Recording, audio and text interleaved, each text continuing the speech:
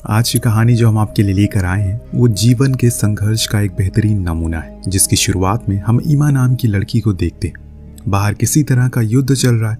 इतने में तभी एक परमाणु बम आकर गिरता है, जिससे एक तेज फ्लेम ऊपर उठती है। पर तभी सैम नाम का लड़का, जो कि उसका बॉयफ्रेंड है, वो उसे लेकर बिल्डिंग के नीचे भागता है, जहां पर एक बेसमेंट बना हुआ है जिसमें पहले से 6 लोग मौजूद हैं। और उनमें से एक माइकी नाम का शख्स दरवाजे पर टेप लगा रहा है ताकि किसी भी प्रकार का कोई भी रेडिएशन अंदर ना आ सके। उसकी बातों से हमें यह पता लग जाता है कि इससे पहले भी वो किसी बेसमेंट में ही अपनी जिंदगी गुजारा करता है, और इसीलिए सभी से बताता है कि अगर किसी ने इस डोर से बाहर जाने की हिम्मत की तो उसकी जिंदगी में सिर्फ मौत ही लिखी होगी, क्योंकि बाहर कुछ ऐसी रेडिएशन है जो किसी भी इंसान को पल भर में पिघला कर मोम बना सकती है। अब ये सुन सभी बहुत डर जाते हैं, तो वहीं रुकने का फैसला करते। इतने में इन्हें एक तेज झटका महसूस होता है। सभी घबरा गए कि ये क्या हुआ। तो माइकी ने उन्हें बताया कि बिल्डिंग गिरी, ये झटका उसी का है, इसीलिए घबराओ मत। पर जोश और बॉबी के ऊपर कुछ धूल जैसी चीज गिरती है, जिससे वो जल्दी जल्दी हटाने लगते हैं, क्योंकि उन्हें लगता है कि ये रेडिएशन डस्ट है। पर ऐसा कुछ नहीं था, क्योंकि ये बस सीमेंट की कुछ धूल थी जो कि इमारतों के गिरने से आई थी। अब यहाँ ये सभी 8 लोग फंसे हुए हैं, यानी कि अब खेल में मजा आने वाला है, क्योंकि ये कहानी देखने में जितनी सरल लगती है उतनी तो बिल्कुल भी नहीं है। बस सब्र रखिए और मजा लीजिए। इस बेसमेंट में एक छोटी बच्ची भी है जिसे ये वेंडी कहकर पुकारते। वो माइकी के पास आकर कहती है कि उसे अब इस जगह पर नहीं रहना, क्योंकि यहाँ पर उसे घुटन हो रही है।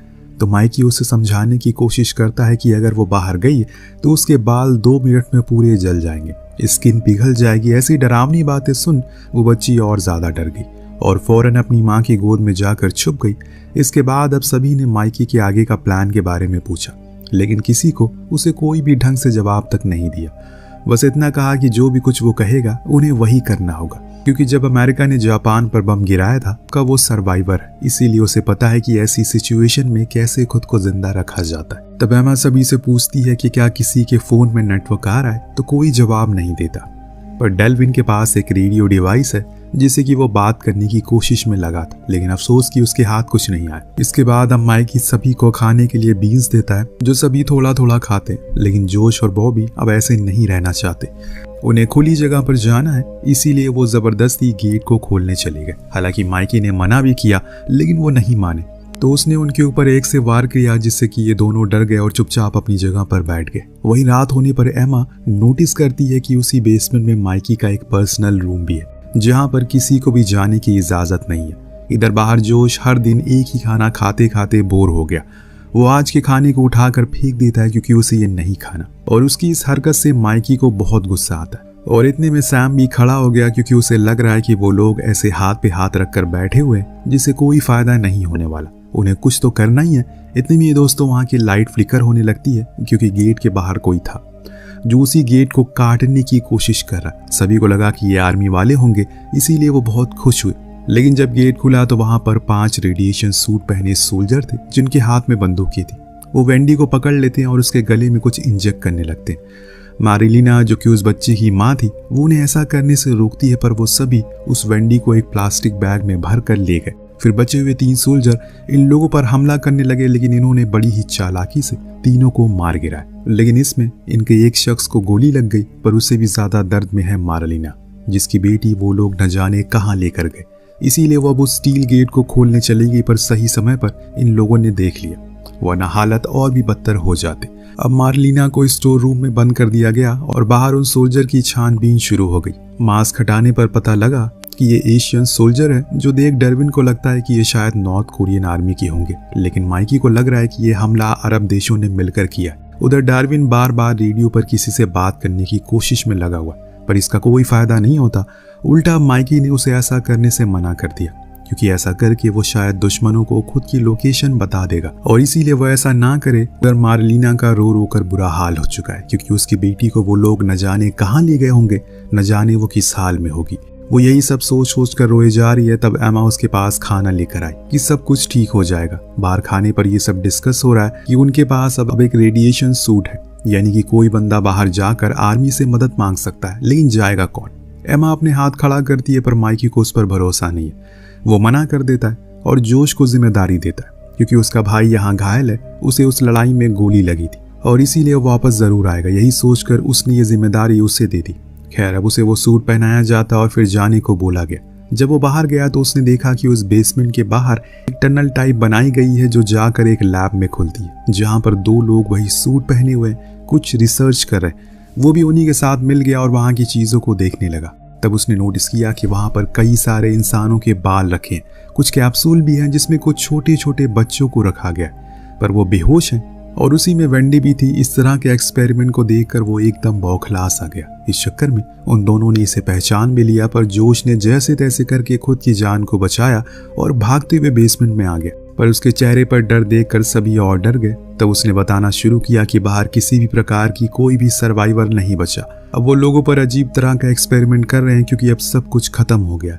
इस दौरान वो मार्लिना की ओर देखकर उसे माफी मांगता है कि वो उसकी बेटी को वापस नहीं ला सका। इतने में वो सोल्जर बाहर से उस गेट को सील कर देते हैं ताकि कोई भी बंदा बाहर ना आ सके। लेकिन ये क्या बात हुई? आखिर वो लोग हैं कौन?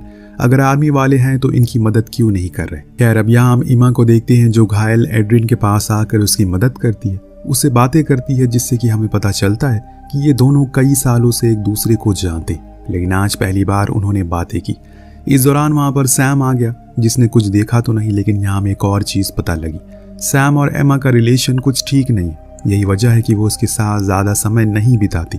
अब देखते ही देखते एक हफ्ता बीत गया, पर अभी ये लोग वही हैं जहां शुरुआत में। लेकिन जिन सोल्जर को इन्होंने मारा था उनकी बॉडी में से स्मेल आने लगी जो पूरे बेसमेंट में फैल गई। इसीलिए माइकी सुझाव देता है कि हमें इस लाश के छोटे छोटे टुकड़े करके फेंक देना चाहिए। लेकिन ये काम करेगा कौन?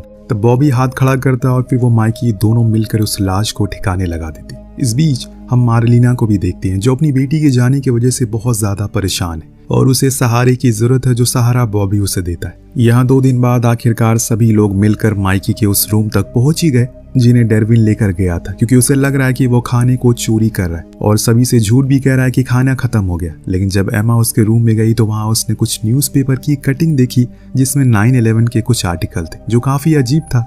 खैर इतने में उसने देखा कि वहां पर माइकी की कुछ फैमिली फोटोज भी है, जिसमें उसकी एक बेटी भी है। जो चीज देखकर वो सोच में पड़ गई कि जब इसके पास इतना सब कुछ है तो यहाँ पर इस तरह से ये क्यों रहता है? जरूर कुछ है जो ये हम सभी से छुपा रहा है। इतने में वहां पर माइकी आ गया, जिसने सभी को रूम से बाहर जाने को कहा, लेकिन एड्रिन ने उसे कहा कि हम यहाँ पर खाने की तलाश में आए। जो सुन माइकी ने उस पर चिल्लाते हुए कहा, सब कुछ खत्म हो गया, अब मेरे पास कुछ खाने को नहीं बचा। लेकिन किसी को उसकी बातों पर यकीन ही नहीं हो रहा है और इसीलिए उन्होंने उससे कहा कि अब वो भी इस रूम का इस्तेमाल करेंगे।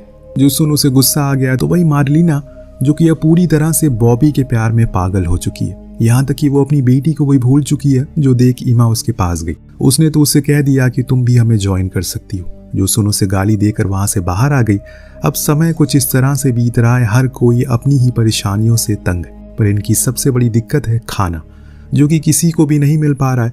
अभी भी कुछ लोग को लग रहा है कि माइकी ने कुछ खाना छुपा कर रखा है और 1-2 दिन तक ये बर्दाश्त करते हैं, लेकिन आखिर में जोश को उस पर गुस्सा आ गया, जिसके चलते दोनों में एक तगड़ी भिड़त हो गई। लेकिन फिर सभी ने आकर इन्हें अलग किया। पर उसी रात डेरविन ने कहा कि माइकी के रूम में एक और पैसेज है जिसमें पैटर्न लॉक लगा हुआ है, जो देख उसे लग रहा है कि उसमें भी उसे खाना छुपाया हुआ है। वो अपनी बंदूक लेकर उसके पीछे पीछे गया।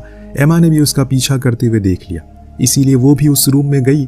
पर अंदर जाने पर डेरविन और माइकी के बीच में भिड़त हो गई, जिसके चलते एक गोली डेरविन के सर पर लगी और वो वहीं पर मारा गया। ये सब देखकर सभी वहां से भागते हुए आए और माइकी को पकड़ लिया, क्योंकि उन्हें अब पता लग गया है कि वो खाना छुपा रहा है। वो उसे चेयर से बांध देते हैं और उस पैसेज का लॉक पूछने लगते हैं, लेकिन माइकी उसे बता ही नहीं रहा था आखिर वो क्या छुपा रहा है। और तब जोश ने उसकी एक उंगली को काट दिया। अब दर्द के मारे माइकी चिल्ला रहा है और तब उसे बताना ही पड़ा, जिसके बाद सभी ने उस गेट को खोल दिया, जिसके अंदर काफी सारा खाना पानी था। उधर माइकी बेचारा वहीं दर्द के मारे कर्रा रहा था। अभी तक तो हमने कहानी में यही देखा कि माइकी ने इन सभी को अपने बेसमेंट में शेल्टर दिया, इनकी जान बचाई, लेकिन अंत में इन सभी ने उसकी मजबूरी का फायदा उठाया। लेकिन क्या हमें जैसा माइकी दिखाया जा रहा है एकदम बेबस और लाचार, वो वैसा सच में है या फिर अभी भी कहानी में कोई ट्विस्ट है? खाना हासिल करने के बाद ये लोग माइकी को उसी हालत में एक रूम में बंद कर देते हैं, लेकिन कुछ ही दिन बाद हमें इनके ऊपर उस रेडिएशन का असर दिखने लग गया, क्योंकि सभी के बाल गिरने लगे हैं। अब तो खाना भी नहीं है, लेकिन शायद कुदरत को ये मंजूर नहीं है, किसी न किसी को तो कुछ न कुछ करना ही पड़ेगा, वरना ये सब यहीं मारे जाएंगे। पर इस बीच एमा देखती है कि 2 भाई मार्लिना के साथ इंटीमेट हो रहे हैं, उसे बहुत टॉर्चर कर रहे हैं। इतने में वहां एड्रिन आकर उसे ड्रिंक ऑफर करता है। जो पीते हुए वो काफ़ी इमोशनल हो जाती है, क्योंकि उसे यहाँ ऐसे हालातों में खुद का दम नहीं तोड़ना बल्कि बाहर निकलना है। इतने में हम देखते हैं कि वहाँ पर मार्लिना आ गई, जिसकी हालत बहुत ही ख़राब हो रखी है। उसे ये सब नहीं करना है, लेकिन फिर भी वो दोनों भाई वापस आते हैं और उसे ज़बरदस्ती अंदर ले जाने लगते। तब एमा उसकी मदद करने की कोशिश करती है, लेकिन एड्रिन उसे रोकता है, क्योंकि वो दोनों एकदम जालिम है। न जाने उसके साथ क्या करेंगे। ऊपर से उन्होंने फूड स्टोरेज पर खुद का कब्जा जमा लिया, यानी कि अगर किसी को भी फूड चाहिए होगा तो उसे उनके साथ इंटीमेट होना पड़ेगा। यही चीज़ एमा के साथ भी हुई। जब वो खाने के लिए गई तो उसके साथ जोश ने ज़बरदस्ती किया और कहा कि अगर वो उनके साथ रहेगी तो उसे टाइम टू टाइम खाना मिलता रहेगा। पर एमा वहाँ से बाहर आ जाता और इतने में एड्रिन आकर जोश से कहता है कि ये खाना पूरे ग्रुप के लिए, इसीलिए सभी का बराबर का हिस्सा है। लेकिन जोश का कहना था कि अब यहाँ पर कोई ग्रुप नहीं है, जो मैंने कहा वो करो, तुम्हें भी खाना मिल जाएगा, सीधी सी बात है। एमा माइकी को बाहर लेकर आती है, जो उसे गुजारिश करता है कि वो उसके हाथों को खोल दे, लेकिन वो कहती है कि उसने सभी को धोखा दिया। पर माइकी कहता है कि ऐसा बिल्कुल नहीं, मैं तो तुम्हें उस खाने के बारे में बताने ही वाला था, लेकिन बस मुझे डर था कि कहीं किसी की नीयत खराब ना हो जाए, इसीलिए उसने ये बात छुपाई। वो एमा को एक राज की बात बताता है, जो ये थी कि उस फूड स्टोरेज में एक बंदूक है, जो अगर तुमने हासिल कर ली तो तुम्हारे लिए ये सब आसान हो जाएगा। तो एमा अब इसमें सैम की मदद लेने का सोचती है, लेकिन वो तो उन दोनों भाइयों के साथ रहकर पागल हो चुका है। वो दोनों जो कहते हैं वो वही करता है। ऐसे ही एक दिन जब सैम उनके साथ बैठा था तो एमा उसे बाहर आने को कहती है, लेकिन सैम नहीं आता। तभी बॉबी एमा से ट्रूथ और डेयर खेलने को कहता है, जो वो एक्सेप्ट कर लेती है। इस बीच एमा की नज़र मार्लिना पर पड़ी, जिसको एक कोने में बांध कर रखा हुआ है। उसके शरीर पर कपड़े तक नहीं थे, उसके मुंह और नाक से खून आ रहा है। उन तीनों में से किसी को भी उसकी कोई फिक्र नहीं है। खैर, एमा के लिए पहला सवाल आता है, क्या वो सैम से प्यार करती है? वो हाँ में जवाब देती है। पर इसके बाद उसे ये पूछा गया, क्या वो एड्रिन से भी प्यार करती है? तो एमा ने कहा कि उसने अपना एक सवाल पहले ही पूछ लिया, तो इस सवाल का कोई तुक नहीं बनता।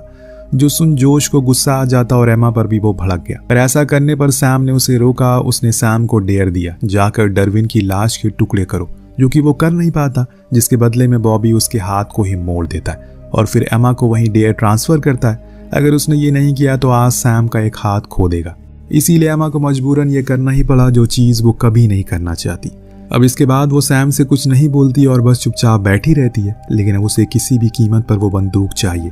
वो फिर से माइकी के पास गई, उस बंदूक की एग्जैक्ट लोकेशन का पता लगाने के लिए। उसने कहा कि वो एक बॉक्स के अंदर है, पर मुझे भरोसा है कि तुम जो कुछ भी करोगी सही करोगी।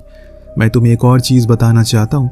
दरअसल इस जगह से बाहर निकलने के लिए एक और रास्ता है, जो कि टॉयलेट से होकर गुजरता है, पर तुम्हें उस गंदगी को पार करके गुजरना होगा। पर वो ये भी करने को राजी है। इसीलिए उसने प्लान बनाया, जिसमें सैम को भी इंक्लूड किया, जिसका पहला स्टेप था उन दोनों भाइयों को अपने जाल में फंसाना। पर जब वो वहां पर मार्लिना की लाश को देखती है तो तुरंत ही वहां से बाहर आ गई। दरअसल उन लोगों ने उसे इतना टॉर्चर किया कि उसकी बड़ी ही दर्दनाक मौत हो गई।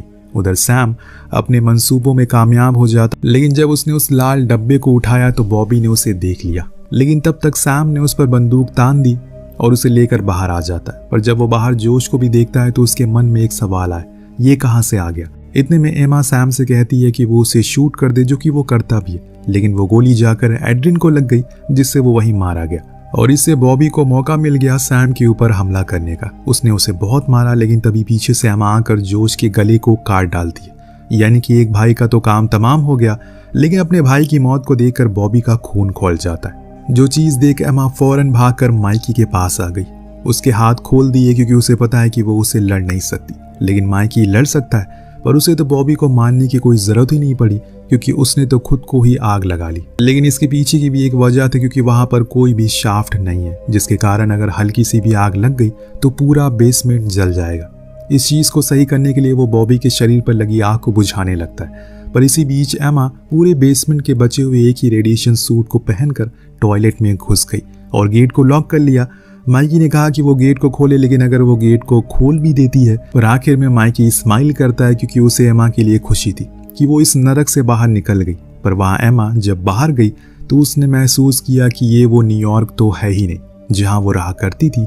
चारों ओर हवा में बस राख उड़ रही है। सब कुछ खत्म हो गया है, कुछ नहीं बचा इस संसार में। अब तो वहीं बेसमेंट में माइकी आखिरी बार हंसते हुए अपनी बीवी बच्चों की तस्वीर को देखता है। लेकिन क्या आपने सोचा था कि इस कहानी के कुछ इस तरीके से अंत होगा? क्योंकि अगर सब साथ रहते तो शायद कुछ दिन और सरवाइव कर जाते। लेकिन शायद इंसान की यही फितरत है, उसे आसान चीज़ों को भी मुश्किल बनाने में मज़ा आता है। और फिर इसमें सब कुछ खत्म हो जाता है। साल भर का खाना रहने के बावजूद भी कोई जिंदा नहीं है उस बेसमेंट में। वेल, आपको कहानी कैसी लगी हमें कमेंट करके जरूर बताइएगा। मिलते हैं अगली वीडियो में। Thank you so much watching. Peace out.